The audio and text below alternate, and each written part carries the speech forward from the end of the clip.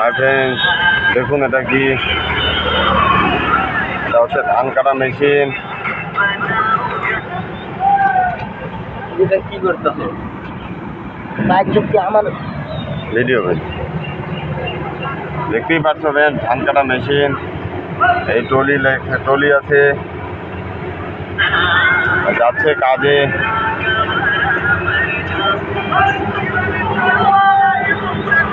দেখতেই পাচ্ছ, এটা হচ্ছে সোনাইয়ের পেট্রোল পাম্প।